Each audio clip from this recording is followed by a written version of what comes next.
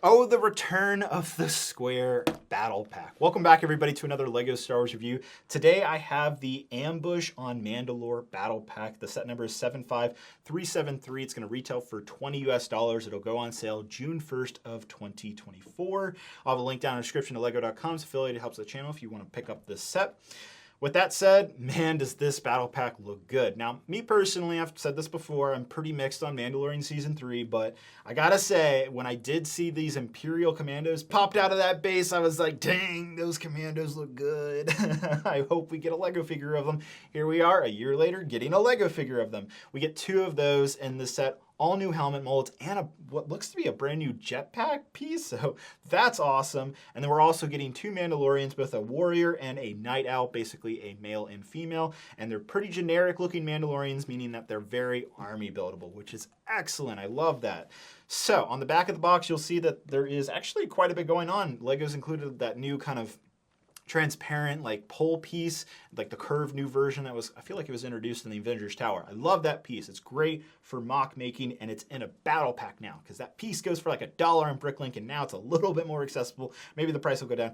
That's just me being a little nitpicky. But on the other hand, this seriously looks like a great battle pack. So I do want to thank Lego for sending this set over for review, and let's go into the in-depth.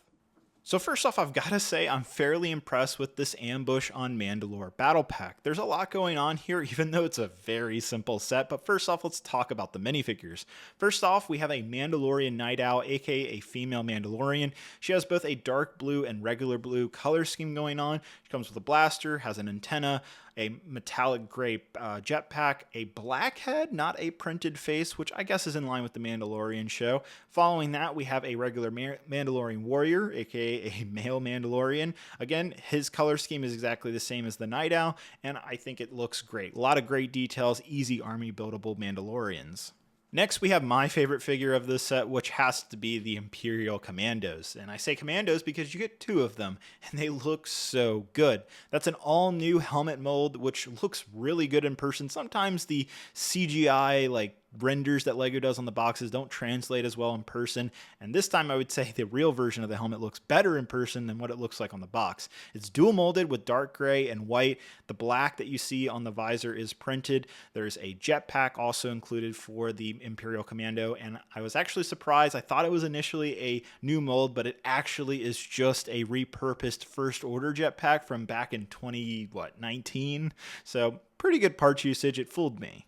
Now moving on to the build for this battle pack, you might just look at this and say it's a bunch of rocks, but believe it or not, there's more than meets the eye with this build. I was quite surprised actually.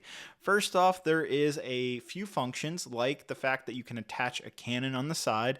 This is the same cannon design we see in the 332nd battle pack. We also get a little crate here with some grenades, so very Mandalorian-like. Now the main feature is this ball-jointed Technic piece attached with a transparent bar that's curved, and as you can see, when you attach a minifigure to it, it looks like they're flying around, and this goes with both the Imperial Commandos and the Mandalorian, so you can really basically create your own little scenes and have fun kind of playing them out. Honestly, the inner kid in me came out with this little battle pack. It's such a simple design, but it works so well. There's also a hidden rifle in the back, so if you want to make one of your Mandalorians a sniper, you can do that as well. Now, by this point, you might be thinking that's all the features that this set offers, but if we go to the very end of the instruction booklet, this is something that completely caught me off guard because it doesn't show it on the box. The battle pack is meant to combine with the Paz vs. Gideon battle set, which is also launching on June 1st. So what does that look like, you say? Well, I have both sets right here, and as you can see, they combine very well. In fact, they're definitely meant for each other. So if you plan on getting the Gideon versus Paz battle set, they do go hand in hand with each other and make for a nice display piece as well as a nice playable area for kids. I think there's a lot of fun to be had when you combine the two sets. Separately, they're not as interesting of builds. Together, far more fun. This was a feature that completely caught me off guard.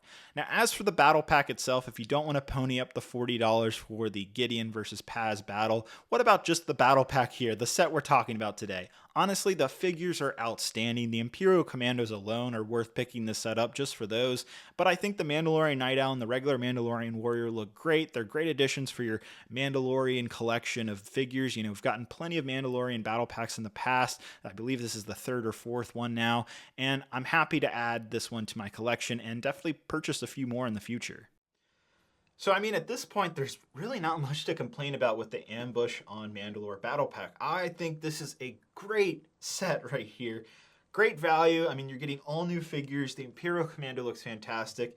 Sure, you could probably complain about this very simple build of just like a door and some rocks, basically.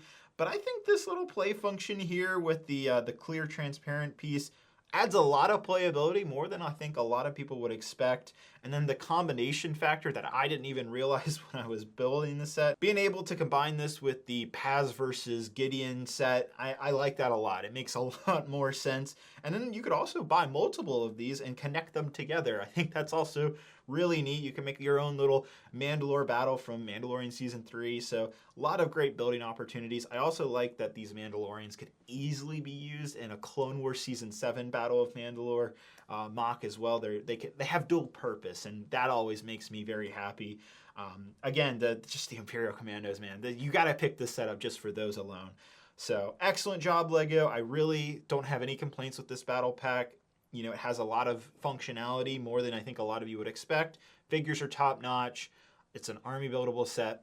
What more can you ask for? Link down in the description if you guys want to order this on June 1st. Hope you guys have a great and wonderful day, and I'll see you guys later. Bye-bye.